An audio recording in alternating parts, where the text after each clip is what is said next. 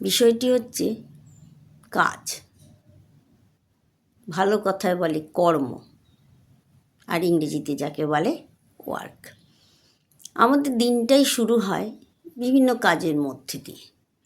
ধরুন সকাল থেকেই হয় পারিবারিক কাজ, না হলে স্বাস্থ্যচর্চা, তা না হলে জীবিকা নির্বাহের কাজ। প্রতিদিন আমরা সকাল থেকে রাত পর্যন্ত নানান কাজে ব্যস্ত থাকি। কাজের মধ্যে মানুষ দীর্ঘ সময় অতিবাহিত করতে পারে, অবসর সময় কাটতে চায় না। আর মানুষ যদি অবসর থাকে তাহলে তার মাথায় নানান ধরনের ভালো চিন্তার থেকে খারাপ চিন্তাগুলোই ঘুরপাক করতে থাকে। এতে মানুষের মন দুর্বল হয়ে পড়ে। কাজকে করতে হবে সেটাকে ভালোবেসে, নইলে চাপ মনে হবে। কথায় বলে অলস ব্রেন শয়তানের কারখানা। যদি ব্রেনটাকে অবসর রাখা হয় তাহলে অন্যের কাজের প্রাধান্যটাকে বেশি মনে করাবে, নিজের সঙ্গে কম্পেয়ার করাবে, হিংসাত্মক চিন্তাভাবনা মাথায় আসবে, লোকের ভালো কিছু দেখলে ঈর্ষা হবে, এইসব নানান রকম মাথার মধ্যে কুচিন্তা ঘুরতে থাকবে। অপরদিকে কাজের চাপ থাকলেও মন ভালো থাকে যদি সেটা অর্থ উপার্জনের জন্য হয়। ধরুন সারা মাস আপনি অক্লান্ত পরিশ্রম করে গেলেন,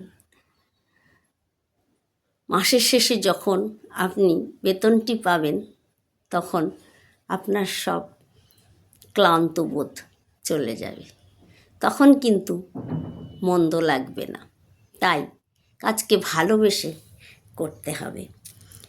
আর ক্লান্ত শরীর থাকলে মানুষের ঘুমও চলে আসবে। যারা অলস সারা দিন ঘুমায়, বিশ্রাম করে, তারা বলে রাত্রিতে ঘুম আসে না। আসলে শরীরের অঙ্গ প্রত্যঙ্গগুলোকে চালনা করতে হবে, নইলে একটু বয়স হলেই যেমন লোহার মধ্যে মরচে পড়ে, তেমন আমাদের শরীরের কলকবজাও নষ্ট হয়ে যেতে থাকবে। তাই এগুলোকে একটু নাড়াচাড়া করতে হবে, নইলে অচল হয়ে আসবেন। তাই বলি শরীরের অঙ্গ প্রত্যঙ্গগুলো নাড়াচাড়া করলে দেখবেন আপনি অনেকটা সুস্থ বোধ করছেন। ডাক্তাররা যেটা বলে ব্যায়াম করবেন, যোগ ব্যায়াম করবেন, প্রাণায়াম করবেন ইত্যাদি, অর্থাৎ আমাদের শরীরের অঙ্গ প্রত্যঙ্গগুলোকে চালনা করা।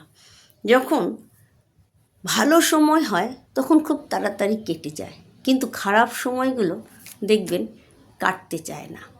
আপনি যখন কাজে ব্যস্ত থাকবেন তখন আপনার সময়টা কেটে যাচ্ছে, কিন্তু কারোর জন্য রাস্তায় যদি কয়েক মিনিট অপেক্ষা করেন, কিংবা ট্রেনের জন্য, বাসের জন্য, গাড়ির জন্য অপেক্ষা করেন, তখন দেখবেন সময় কাটতে চায় না। আর কাজের মধ্যে ঘড়ির কাঁটা যেন দ্রুত গতিতে এগিয়ে যায়।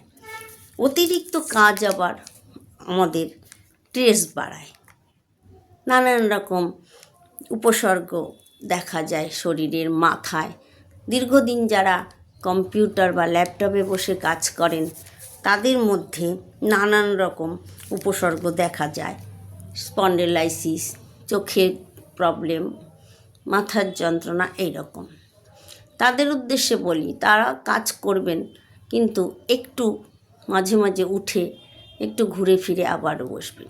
যদিও তা সম্ভব নয়, কাজে ডুবে গেলে কাজ শেষ না করে উঠতে ইচ্ছা করে না।